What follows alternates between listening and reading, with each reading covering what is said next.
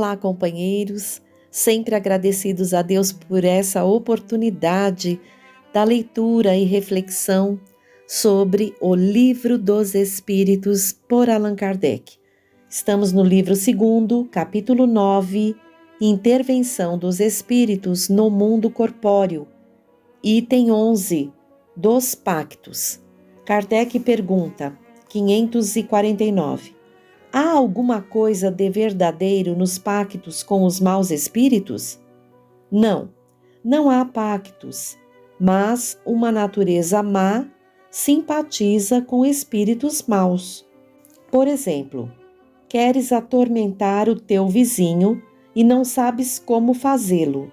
Chamas então os espíritos inferiores que, como tu, só querem o mal, e para te ajudar, querem que também os sirvas nos seus maus desígnios. Mas disto não se segue que o teu vizinho não possa se livrar deles por uma conjuração contrária ou pela sua própria vontade. Aquele que deseja cometer uma ação má, pelo simples fato de o querer, chama em seu auxílio os maus espíritos, ficando obrigado a servi-los como eles o auxiliam, pois eles também necessitam dele para o mal que desejam fazer. É somente nisso que consiste o pacto. Nota de Allan Kardec: a dependência em que o homem se encontra algumas vezes dos espíritos inferiores provém da sua entrega aos maus pensamentos que eles lhe sugerem e não de qualquer espécie de estipulações feitas entre eles. O pacto, no sentido comum atribuído a essa palavra, é uma alegoria que figura uma natureza má simpatizando com espíritos malfazejos. 550. Qual o sentido das lendas fantásticas, segundo as quais certos indivíduos teriam vendido sua alma a Satanás em troca de favores? Todas as fábulas encerram um ensinamento e um sentido moral, e o vosso erro é tomá-los ao pé da letra. Essa é uma alegoria que se pode explicar assim: aquele que chama em seu auxílio os espíritos para deles obter os dons da fortuna ou qualquer outro favor, rebela-se contra a providência, renuncia à missão que recebeu e às provas que deve sofrer neste mundo, e sofrerá as consequências disso na vida futura. Isso não quer dizer que sua alma esteja para sempre condenada ao sofrimento, mas porque em vez de se desligar da matéria, ele se afunda cada vez mais, o gozo que preferiu na terra não o terá no mundo dos espíritos, até que resgate a sua falta através de novas provas, talvez maiores e mais penosas. Por seu amor aos gozos materiais, coloca-se na dependência dos espíritos impuros. Estabelece-se entre eles um pacto tácito, que o conduz à perdição, mas que sempre lhe será fácil romper com a assistência dos bons espíritos, desde que o queira com firmeza. Vejam, companheiros, como esse assunto nos serve de alerta. Como será que estão os nossos desejos mais íntimos, nós que estamos encarnados, diante das nossas provas e expiações? Será que estamos também nos rebelando contra a providência, renunciando à missão que temos diante dessas provas, desses resgates, querendo ou desejando uma saída mais fácil? Que vínculos mentais estamos em risco de realizar quando não olhamos corajosamente, não solicitamos diante das provas mais difíceis a assistência dos bons espíritos que estão para nos dar a força para passar e não para fazer com que essas provas e expiações desapareçam? São perguntas as quais podemos nos fazer e cada um vai buscando ali a resposta e corrigindo a sua trajetória. Esses pactos não são mais do que ligações, sintonias mentais, psíquicas, né? Com esses companheiros que estão ali vibrando na mesma faixa. É como Kardec nos coloca aqui, né? O pacto, no sentido comum atribuído a essa palavra, é uma alegoria que figura uma natureza má simpatizando com espíritos malfazejos. Possamos ficar atentos, então, com o auxílio dessa obra magnífica que, com certeza, há de nos ajudar a sermos pessoas melhores. Vamos ao item 12, poder oculto, talismãs, feiticeiros. Kardec pergunta, 551. Um homem mau, com o auxílio de um mau espírito que lhe for devotado, pode fazer o mal ao seu próximo? Não, Deus não o permitiria. 552. Que pensar da crença no poder de enfeitiçar que certas pessoas teriam? Algumas pessoas têm um poder magnético muito grande, do qual podem fazer mau uso se o seu próprio espírito for mau. Nesse caso, poderão ser secundadas por maus espíritos. Mas não acrediteis nesse pretenso poder mágico que só existe na imaginação das pessoas supersticiosas, ignorantes das verdadeiras leis da natureza. Os fatos que citam são fatos naturais, mal observados e, sobretudo, mal compreendidos. Pergunta 553. Qual pode ser o efeito de fórmulas e práticas com as quais certas pessoas pretendem dispor da vontade dos espíritos? O de as tornar ridículas, se são de boa fé. No caso contrário, são tratantes que merecem castigo. Todas as fórmulas são charlatanices. Não há nenhuma palavra sacramental, nenhum signo cabalístico, nenhum talismã que tenha qualquer ação sobre os espíritos, porque eles só são atraídos pelo pensamento e não pelas coisas materiais. 553A.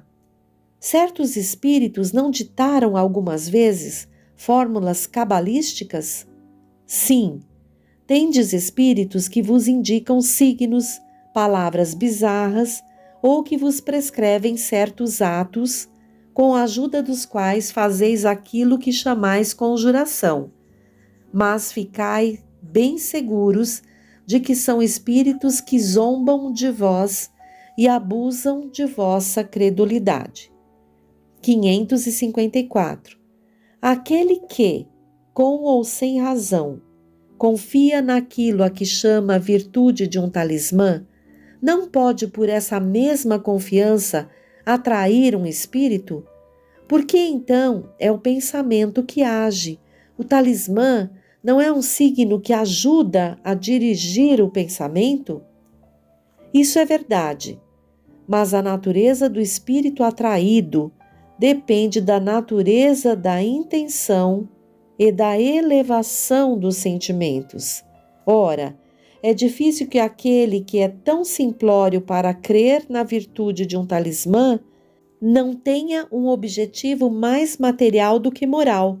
Qualquer que seja o caso, isso indica estreiteza e fraqueza de ideias que dão aso aos espíritos imperfeitos e zombadores. 555. Que sentido se deve dar ao qualificativo de feiticeiro? Esses a que chamais feiticeiros são pessoas, quando de boa fé, que possuem certas faculdades como o poder magnético ou a dupla vista.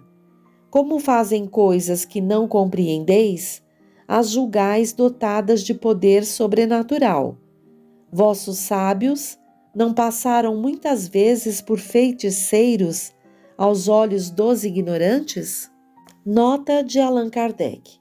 O Espiritismo e o Magnetismo nos dão a chave de uma infinidade de fenômenos sobre os quais a ignorância teceu muitas fábulas, em que os fatos são exagerados pela imaginação. O conhecimento esclarecido dessas duas ciências, que se resumem numa só, mostrando a realidade das coisas e sua verdadeira causa, é o melhor preservativo contra as ideias supersticiosas, porque revela o que é impossível, o que está nas leis da natureza e o que não passa de crença ridícula. Essa nota de Allan Kardec vem reforçar todas as respostas às perguntas que ele faz à espiritualidade superior nesse item 12, poder oculto, talismãs e feiticeiros. Então, quando uma pessoa deseja o mal de uma outra, já se vincula a espíritos que estão ali na mesma sintonia, simpatizando com esse tipo de desejo.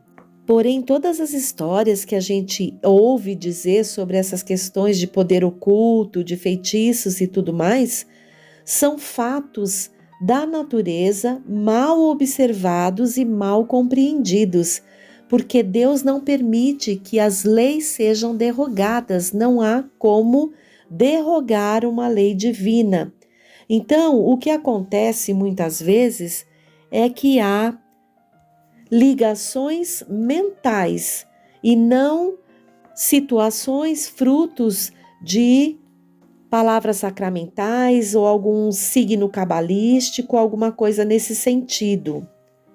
Os espíritos costumam sim abusar da credulidade daqueles de nós que não têm o esclarecimento e têm ali um empobrecimento psíquico e espiritual.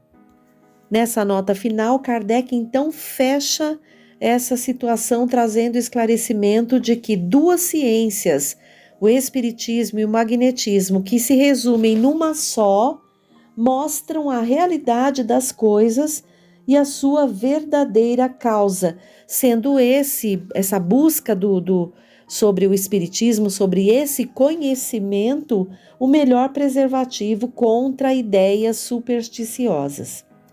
E a última pergunta desse item 556. Certas pessoas têm realmente o dom de curar por simples contato? O poder magnético pode chegar até isso, quando é secundado pela pureza de sentimentos e um ardente desejo de fazer o bem, porque então os bons espíritos auxiliam.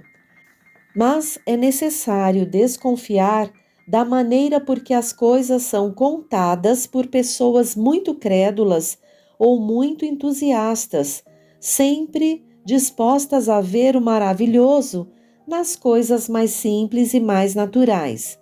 É necessário também desconfiar dos relatos interesseiros por parte de pessoas que exploram a credulidade em proveito próprio. Em A Gênese, de Allan Kardec, no capítulo 14, no item 18, Kardec nos diz, abre aspas, o pensamento do espírito encarnado age sobre os fluidos espirituais, como também o dos espíritos desencarnados. Transmite-se de espírito a espírito pela mesma via, fecha aspas.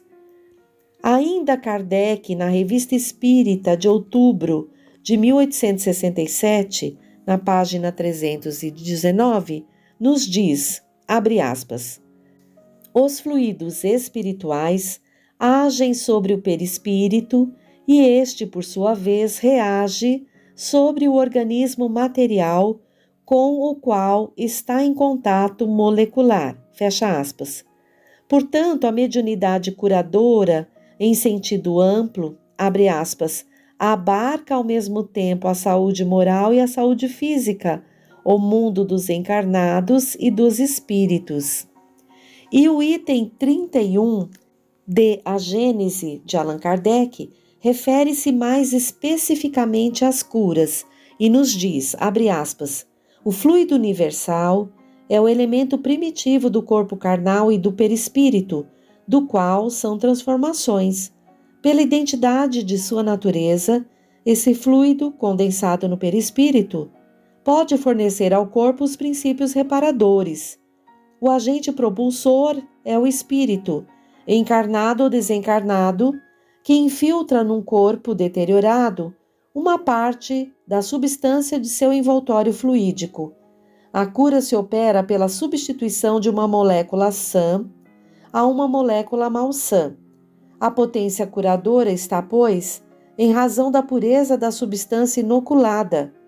Ela depende ainda da energia da vontade, a qual provoca uma emissão fluídica mais abundante e dá ao fluido uma força maior de penetração. Depende, enfim, das intenções que animam aquele que quer curar, quer seja ele homem ou espírito. Os fluidos que emanam de uma fonte impura são como substâncias médicas alteradas. Fecha aspas.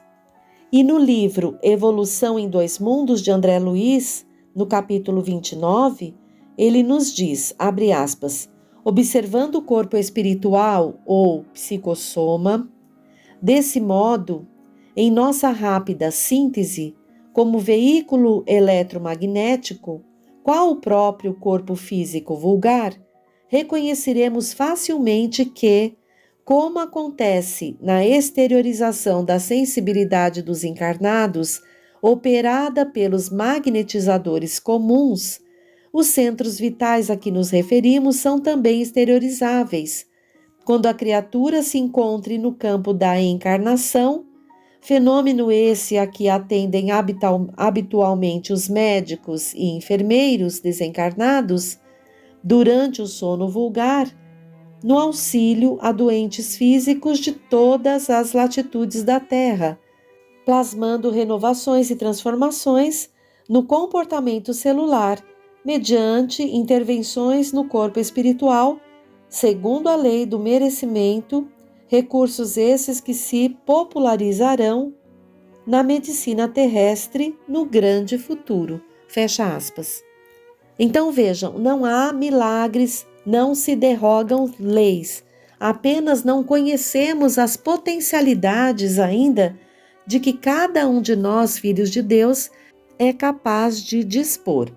Voltando ao Livro dos Espíritos, no último item desse capítulo, item 13, Bênção e Maldição, Kardec pergunta, 557. A bênção e a maldição podem atrair o bem e o mal para aqueles a quem são lançadas? Deus não escuta uma maldição injusta e aquele que a pronuncia é culpável aos seus olhos. Como temos as tendências opostas do bem e do mal, pode nesses casos haver uma influência momentânea, mesmo sobre a matéria. Mas essa influência nunca se verifica sem a permissão de Deus e como acréscimo de prova para aquele que a sofre. De resto, mais frequentemente, se maldizem os maus e bendizem os bons. A bênção e a maldição não podem jamais desviar a providência da senda da justiça.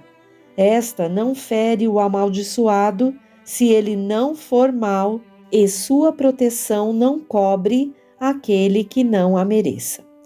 Então, fecha aqui com chave de ouro esse capítulo sobre a intervenção dos espíritos no mundo corpóreo, porque tudo é possível, mas dentro das leis divinas. Então, no caso da bênção e da maldição, a resposta ficou muito clara a Kardec.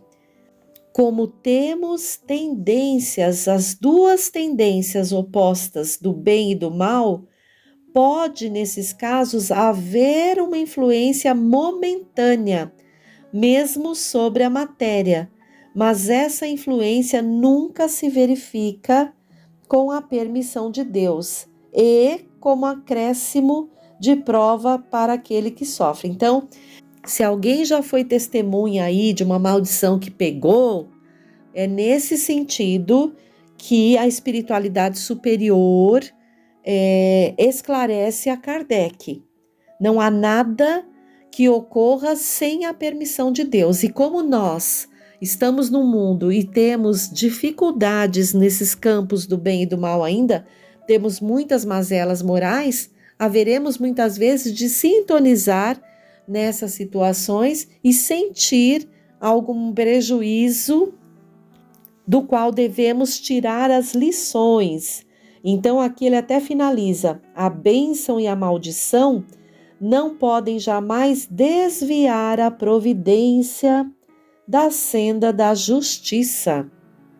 Esta não fere o amaldiçoado se ele não for mau, e sua proteção não cobre aquele que não a mereça. Então, queridos companheiros, busquemos a sintonia com Jesus, através do estudo do Evangelho e do exercício da prática das virtudes do Cristo, para que a gente consiga eliminando aos pouquinhos as mazelas morais que trazemos.